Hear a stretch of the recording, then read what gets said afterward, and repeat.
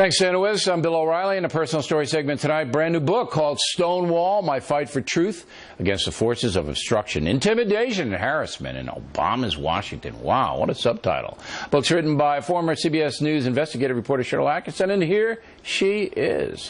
What I'm most interested in the book, and I just got it, I was looking through it, and it's very methodically put together. But the hacking thing. So you're working at CBS News, you're working on these investigations, Fast and Furious and other things, and somebody tries to hack into your computer. Do you have any idea who it was? I can tell you what my forensics experts told me, and I didn't detect this myself, by the way. Sources came to me because this was pre-knowing about Fox being spied on and Americans being spied on, so it didn't occur to me the government might be spying on me. But sources started giving me a heads up, and I was able to get somebody with inside information to look at the computer, and they concluded there had been, over a period of time, probably a fairly lengthy time, sophisticated intrusions in both my personal computer and my at home and at work. Well, the work computer, using it at home, yes. Now, when you say sources, were they government sources, people working inside the Obama administration? Government-connected sources initially, and because those, for obvious reasons, want to remain anonymous. Of course, but they tipped you off because they felt what was happening to you was wrong. Right. Did they flat out say to you, hey, Sharyl, you got the government, you got some of these people with sophisticated software trying to find out what you're doing. Did they say that to you? They said the proprietary software they found in my computer was a type that's used by either the FBI, CIA, DIA, or NSA. So those are four government agencies. So it could have been said any of the four, but somebody wanted to know what you were finding out at CBS News. Right, and then we had an independent expert come in from CBS News who confirmed the remote intrusions, and then I had a third computer forensics expert who's more on the record, also confirmed the remote computer intrusions. Now, the only way we're going to find out who did this, what government agency did this, and it could have been a rogue person at those agencies, is if there's a whistleblower.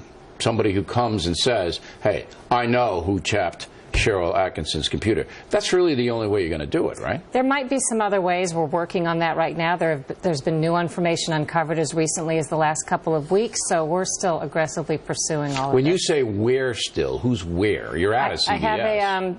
I have a computer expert. I have a whole team, basically, that's been working on this for some time that includes some of my sources, the computer forensics folks, and my attorney. All right, so now you want to find out who did that and break that story. Would be nice. I hope you break it here. All right, because we don't want that. That is way out of bounds. Agreed. Okay. Now, part of your book is that you were working on sensitive stories like Fast and Furious and Benghazi and a few others, and that the liberal culture at CBS at first was okay with it, but then kind of backed away from it. Is that fair?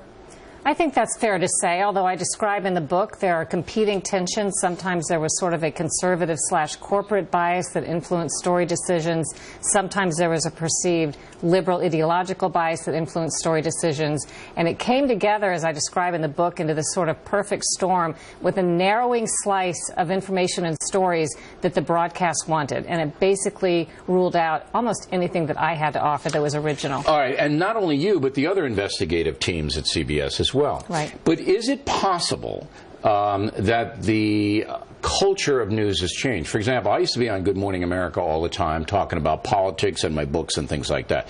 Now they won't book me over there because they want to do celebrity stuff. Renee Zellweger's face gets 30 minutes, okay? No, but it's true. Yes, it's true. Because it has worked for them.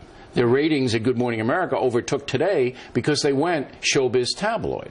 So now it seems that the network news is taking a look at that. Well, we don't want the heavy-duty stuff now. We want the kind of light and lively stuff.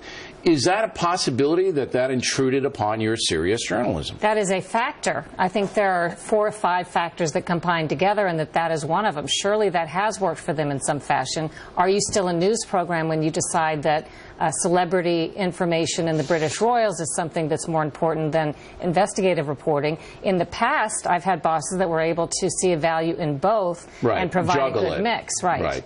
How long did you work at CBS?